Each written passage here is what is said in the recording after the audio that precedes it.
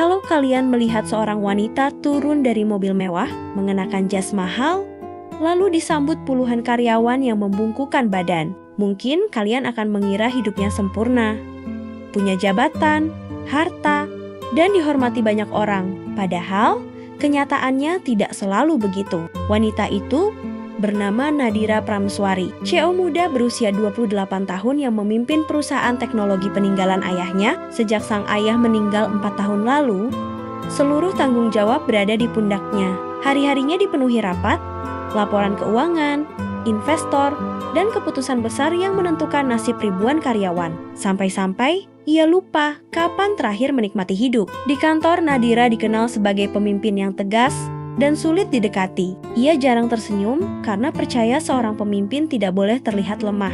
Akibatnya banyak karyawan menjulukinya Ratu Es. Suatu pagi, setelah tiba di kantor, Bu Ratna menyampaikan bahwa pengawal pribadi Nadira mengundurkan diri karena harus merawat istrinya yang sedang sakit. Sebagai gantinya, datang seorang pria bernama Arga Saputra. Penampilannya sederhana, tetapi sikapnya menunjukkan kedisiplinan yang tinggi. Arga memperkenalkan diri dengan sopan. Saat membaca biodatanya, Nadira mengetahui bahwa Arga telah berpengalaman selama 8 tahun sebagai pengawal VP dan tidak pernah memiliki catatan pelanggaran. Ketika Nadira mengatakan bahwa Arga terlihat pendiam, pria itu hanya tersenyum dan menjawab bahwa ia lebih suka mendengar daripada banyak berbicara. Nadira kemudian menjelaskan satu aturan penting. Selama ia bekerja, jangan mengganggunya, kecuali dalam keadaan darurat. Namun, jika suatu saat keselamatannya terancam,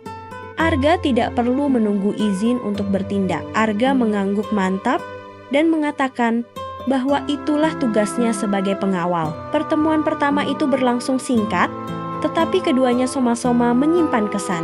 Nadira merasa Arga berbeda dari pengawal sebelumnya. Ia tidak banyak bicara, tidak berusaha mencari perhatian, dan memahami batas antara pekerjaan dengan urusan pribadi. Di sisi lain, Arga melihat sosok Nadira yang tampak kuat di luar, tetapi menyimpan kelelahan yang tidak mampu disembunyikan. Hari pertama berlalu tanpa kejadian berarti.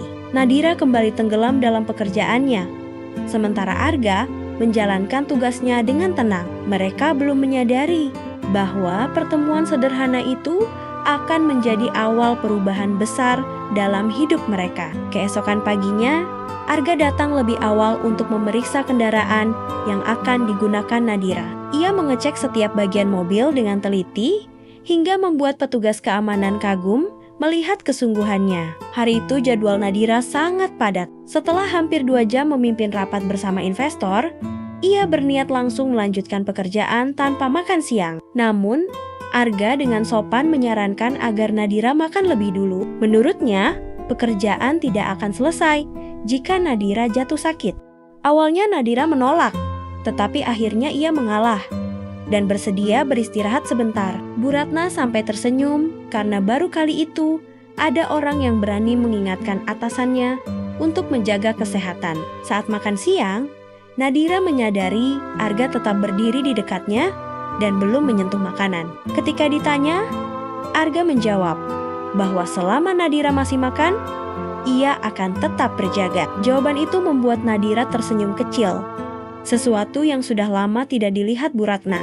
Tak lama kemudian, seorang petugas kebersihan yang sudah tua terpeleset hingga jeles-jeles yang dibawanya pecah berserakan. Saat sebagian orang hanya melihat dari kejauhan, Arga langsung membantu membersihkan pecahan kaca dan memastikan pria itu tidak terluka. Setelah semuanya selesai, ia kembali berdiri seperti semula tanpa berharap pujian. Nadira memperhatikan semua itu dalam diam. Baginya, membantu orang memang bukan hal luar biasa, tetapi ketulusan Arga melakukannya tanpa pamrih membuatnya mulai menaruh rasa hormat kepada pria itu.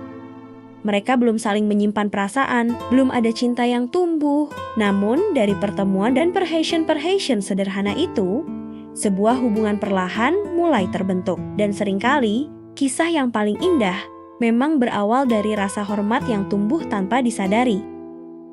Sudah hampir 2 minggu, Arga bekerja sebagai pengawal pribadi Nadira. Selama itu, semuanya berjalan normal. Arga tetap pendiam dan hanya berbicara jika perlu. Sementara Nadira sibuk menjalani rutinitasnya sebagai CO. Namun tanpa disadari, Nadira mulai terbiasa melihat Arga selalu berada di dekatnya. Bahkan ketika suatu pagi Arga belum terlihat, ia merasa ada yang kurang. Suatu siang, hujan turun deras.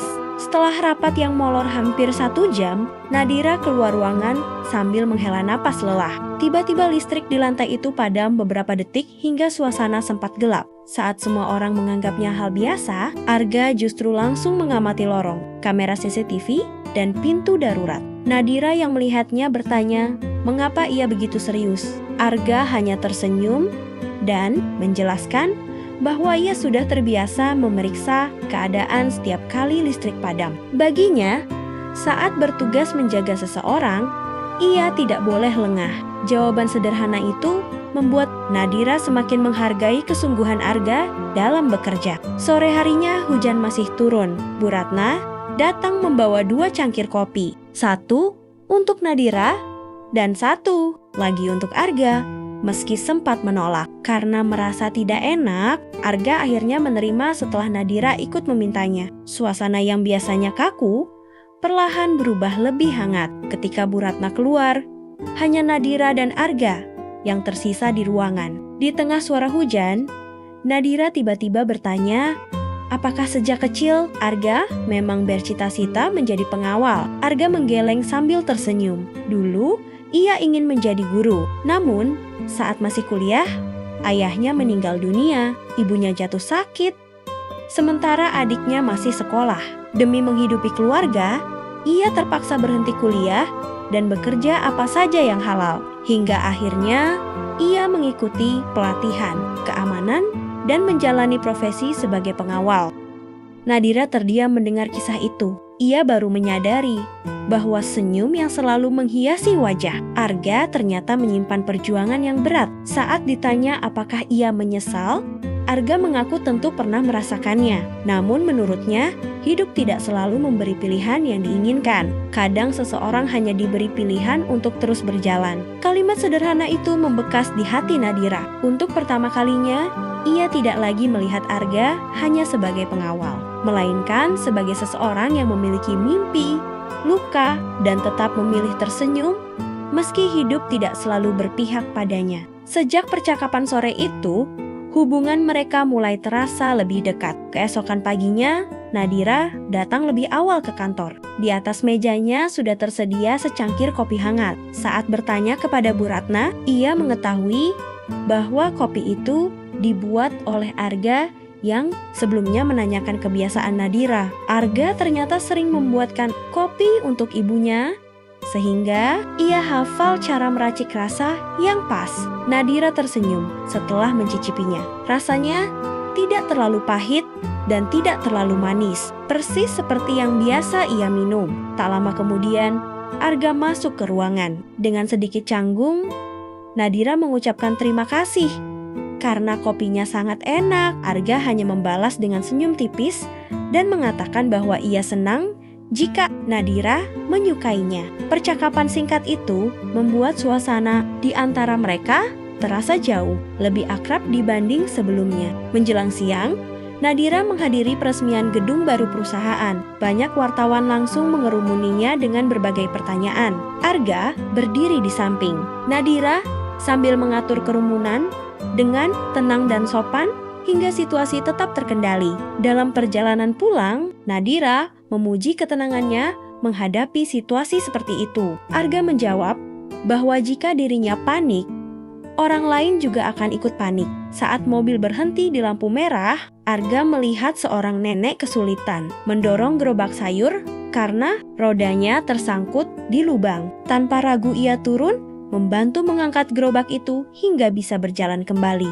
Setelah mengucapkan terima kasih, nenek tersebut melanjutkan perjalanannya. Ketika Arga kembali ke mobil, Nadira menatapnya dengan heran dan bertanya apakah ia memang selalu membantu orang lain. Arga hanya tersenyum, lalu berkata, selama masih mampu membantu. Tidak ada alasan untuk menolak karena ia juga tidak kehilangan apapun. Jawaban sederhana itu terus terngiang di benak Nadira. Selama ini, ia terlalu sering bertemu orang yang selalu menghitung untung dan rugi sebelum berbuat baik. Berbeda dengan Arga yang melakukan kebaikan, seolah itu adalah hal paling wajar. Tanpa disadari, setiap hari yang mereka lewati bersama membuat Nadira semakin mengenal sosok pria pendiam itu. Bukan lewat kata-kata manis atau perhatian yang berlebihan, melainkan melalui tindakan-tindakan kecil yang perlahan mengisi ruang dalam hari-harinya.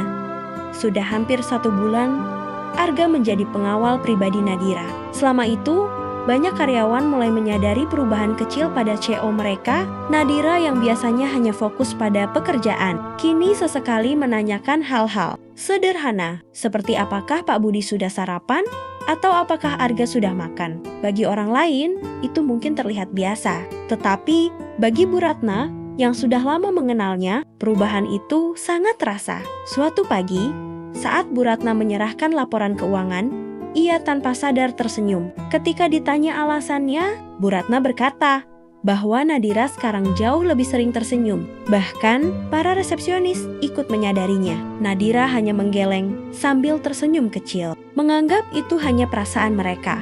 Namun, Bu Ratna diam-diam merasa perubahan itu ada hubungannya dengan Arga. Siang harinya, Nadira menghadiri makan siang bersama beberapa investor. Arga tetap berjaga di meja terdekat dan lebih sibuk memperhatikan keadaan sekitar daripada makanannya sendiri. Setelah acara selesai, Nadira menyadari piring Arga masih utuh. Arga mengaku belum sempat makan karena fokus bekerja. Nadira langsung mendorong piring makanannya ke depan Arga dan memintanya makan. Arga sempat menolak, tetapi Nadira tahu ia hanya berpura-pura kenyang karena sejak tadi perutnya berbunyi. Mendengar itu, Arga tertawa malu. Lalu mereka ikut tertawa bersama. Sejak saat itu, suasana di antara mereka terasa jauh lebih akrab. Sore harinya, ketika hanya berdua di dalam lift, Nadira bertanya, jika diberi kesempatan mengulang hidup, Arga ingin menjadi apa? Tanpa ragu, Arga menjawab bahwa ia tetap ingin menjadi guru. Menurutnya, orang yang mengajarkan ilmu akan terus dikenang melalui keberhasilan murid-muridnya. Saat Nadira bertanya, apakah sekarang ia bahagia? Arga hanya tersenyum dan berkata bahwa selama ibunya masih sehat, ia masih bisa bekerja dan pulang ke rumah. Itu sudah cukup membuatnya bersyukur. Jawaban sederhana itu membuat Nadira terdiam. Selama bertahan-tahan ia mengejar kesuksesan, tetapi jarang merasa puas. Sementara Arga mampu merasa bahagia dengan hal-hal sederhana yang sering terlupakan. Saat pintu lift terbuka, Nadira tiba-tiba mengucapkan terima kasih tanpa alasan yang jelas. Arga hanya tersenyum bingung, sementara Nadira melangkah pergi dengan perasaan yang berbeda. Untuk pertama kalinya, setelah sekian lama, ia mulai menantikan hari esok hanya untuk mendengar sapaan sederhana dari Arga. Waktu terus berlalu, hingga hampir 2 bulan Arga bekerja di perusahaan itu. Di mata orang lain, hubungan mereka tetap profesional, tetapi orang-orang terdekat mulai melihat perhatian Nadira semakin sering tertuju pada Arga. Jika Arga belum sarapan, Nadira langsung meminta Bu Ratna menyiapkan makanan. Meski Arga berkali-kali menolak, Nadira selalu mengatakan bahwa itu adalah perintah dari atasannya. Arga hanya bisa tersenyum pasrah. Sementara Bu Ratna mulai yakin perhatian itu bukan lagi sekadar kepedulian biasa. Suatu malam, setelah menghadiri jamuan bersama klien di luar kota, hujan turun sangat deras ketika mereka hendak pulang. Arga membuka payung dan mengantar Nadira menuju mobil. Namun, embusan angin yang kuat membuat payung terbalik, sehingga sebagian tubuh Nadira tetap basah. Arga langsung meminta maaf, tetapi Nadira justru tertawa dan mengatakan bahwa itu bukan salahnya. Suasana di dalam mobil pun menjadi lebih santai karena kejadian kecil itu. Di tengah perjalanan, mobil terjebak macet akibat pohon tumbang. Hujan masih belum reda dan mereka harus menunggu cukup lama. Tak lama kemudian, Nadira bersin beberapa kali. Arga segera mengambil handuk bersih dari tasnya dan memintanya mengeringkan rambut. Nadira heran melihat isi tas Arga yang ternyata sangat lengkap. Selain handuk, ada obat-obatan, senter kecil, jas hujan, power bank, bahkan alat jahit. Arga menjelaskan bahwa semua itu ia bawa. Karena sudah terbiasa bersiap menghadapi keadaan tak terduga, mendengar penjelasan itu, Nadira tertawa lepas. Pak Budi yang melihat dari kaca spion sampai ikut tersenyum karena sudah lama sekali ia tidak melihat atasannya setenang itu. Setelah hampir 40 menit, jalan akhirnya kembali terbuka dan mobil melanjutkan perjalanan. Nadira memandangi lampu kota yang memantul di jalanan basah. Malam itu, ia merasa sangat tenang, bukan karena hujan atau perjalanan pulang yang panjang, melainkan karena ada seseorang di sampingnya yang selalu memikirkan hal-hal kecil bahkan sebelum ia sempat mengatakannya, sementara Arga tetap duduk tenang tanpa menyadari bahwa perhatian-perhatian sederhana yang ia lakukan karena rasa tanggung jawab perlahan mulai membuka hati Nadira. Beberapa hari setelah kejadian hujan itu, kehidupan Nadira dan Arga kembali berjalan seperti biasa. Nadira tetap sibuk memimpin perusahaan, sementara Arga selalu setia mengawalnya. Namun tanpa mereka sadari, ada seseorang yang mulai memperhatikan kedekatan mereka. Pria itu bernama Raka Wijaya, Direktur Operasional Perusahaan. Ia dikenal cerdas, ramah, dan pandai mengambil hati banyak orang. Tetapi, di balik sikapnya, Raka tidak suka jika ada orang lain yang lebih dipercaya daripada dirinya. Sejak lama ia berharap bisa menjadi orang terdekat Nadira, bahkan lebih dari sekadar rekan kerja. Sayangnya, setiap kali ia mengajak Nadira makan malam atau minum kopi, jawabannya selalu berupa penolakan yang halus.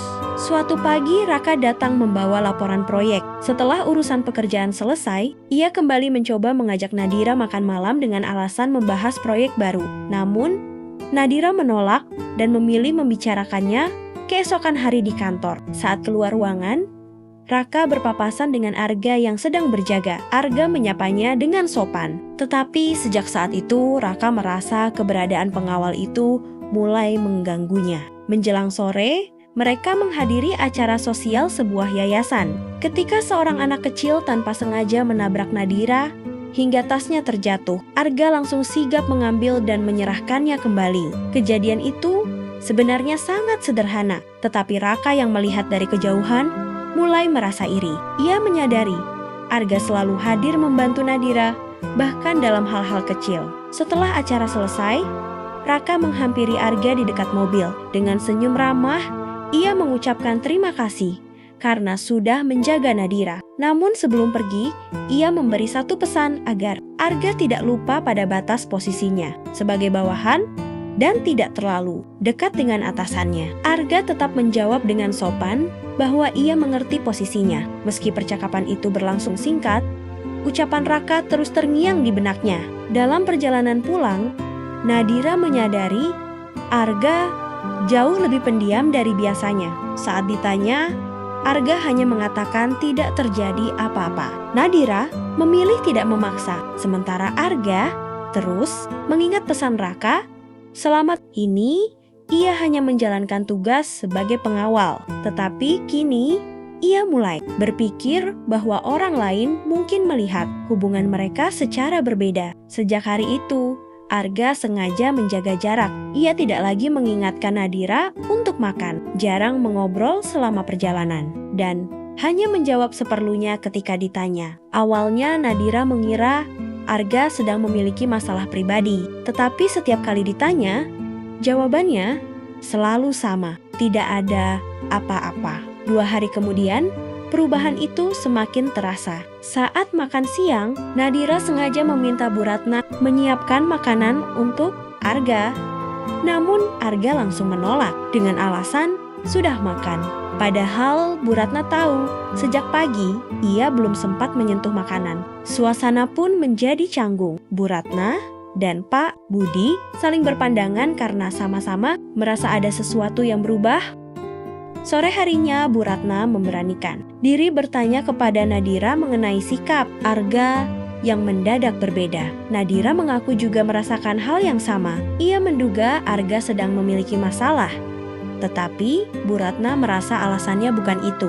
Entah mengapa, Nadira mulai merasa kehilangan suasana hangat yang selama ini perlahan tumbuh di antara mereka. Keesokan harinya, mereka pergi ke luar kota untuk menghadiri penandatanganan kerjasama. Sepanjang perjalanan mobil dipenuhi keheningan. Sesampainya di lokasi, acara berjalan lancar hingga tiba-tiba terdengar teriakan seorang ibu. Seorang anak kecil ternyata tersandung kabel dekorasi dan terjatuh. Tanpa berpikir panjang, Arga langsung berlari membantu, membersihkan pakaian anak itu, memastikan keadaannya baik-baik saja, lalu menyerahkannya kembali kepada sang ibu. Melihat kejadian itu, Nadira tersenyum tipis. Ia sadar Arga tidak berubah. Pria itu masih tetap baik dan selalu sigap menolong siapapun yang membutuhkan. Yang berubah hanyalah sikap Arga kepadanya. Kesadaran itu justru membuat hati Nadira semakin gelisah. Sepanjang perjalanan pulang, ia terus bertanya dalam hati, apakah dirinya telah melakukan kesalahan. Sementara Arga tetap yakin bahwa menjaga jarak adalah keputusan yang benar. Tanpa menyadari setiap langkahnya untuk menjauh justru membuat Nadira semakin memahami betapa berharganya kehadiran pria itu dalam hidupnya.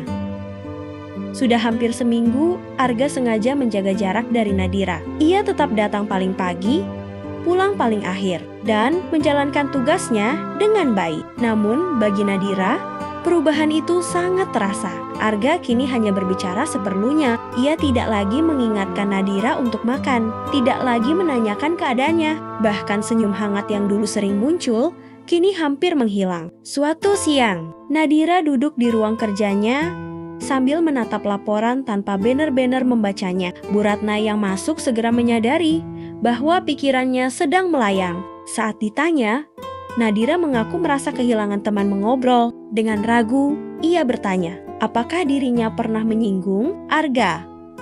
Bu Ratna menggeleng dan berkata bahwa mungkin Arga hanya sedang berusaha menjaga batas. Mendengar itu, Najira terjiong. Dua kata sederhana itu terasa begitu berat di hatinya. Sore harinya, Nadira memutuskan pulang lebih cepat karena tubuhnya terasa lemas.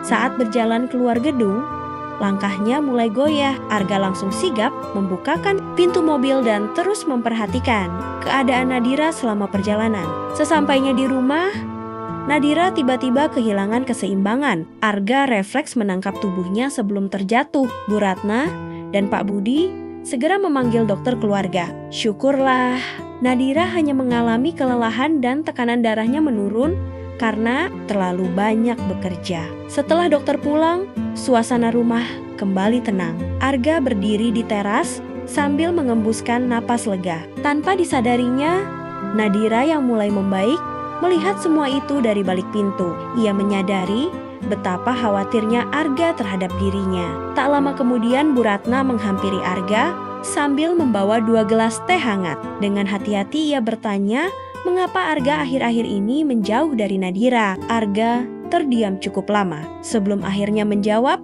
bahwa ia tidak ingin orang lain salah paham. Menurutnya, ia hanyalah seorang pengawal, sedangkan Nadira adalah pemilik perusahaan. Jika mereka terlihat terlalu dekat, orang-orang akan mulai membicarakan Nadira dan merusak nama baiknya. Saat Bu Ratna bertanya, apakah itu berarti Arga membenci Nadira?